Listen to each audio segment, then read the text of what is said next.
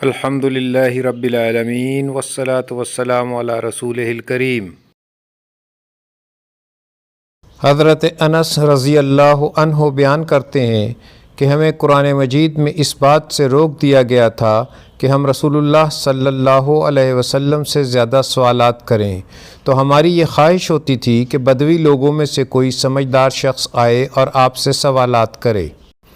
اتفاقاً ایک دن ایک بدوی آیا اور کہنے لگا، اے محمد صلی اللہ علیہ وسلم، آپ کا قاصد ہمارے پاس آیا اور اس نے بتایا کہ آپ کہتے ہیں کہ اللہ تعالیٰ نے آپ کو رسول بنایا۔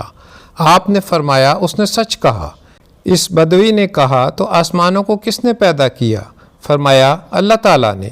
اس نے کہا زمین کو کس نے بنایا؟ فرمایا اللہ تعالیٰ نے۔ اس نے کہا زمین میں پہاڑ کس نے نصب کیے؟ آپ نے فرمایا اللہ تعالیٰ نے۔ اس نے کہا زمین میں منافع کس نے رکھا؟ آپ نے فرمایا اللہ تعالیٰ نے۔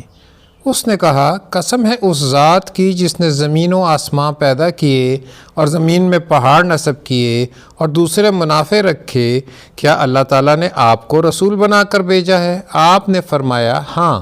اس نے کہا اور آپ کے قاصد نے کہا ہے کہ ہم پر ایک دن رات میں 5 نمازیں فرض ہیں۔ آپ نے فرمایا اس نے سچ کہا۔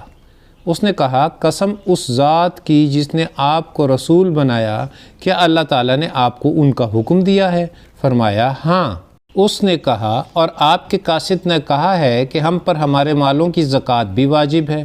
فرمایا اس نے سچ کہا۔ اس نے کہا قسم اس ذات کی جس نے آپ کو رسول بنایا، کیا اللہ تعالیٰ نے آپ کو اس کا حکم دیا ہے؟ آپ نے فرمایا ہاں۔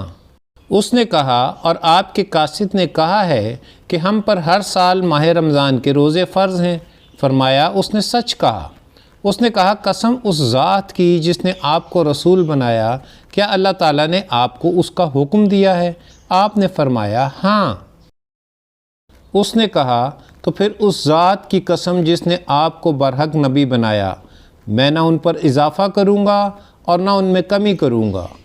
جب وہ واپس مڑا تو آپ نے فرمایا اللہ کی قسم اگر یہ اپنی بات پر پکا رہا تو لازماً جنت میں داخل ہوگا۔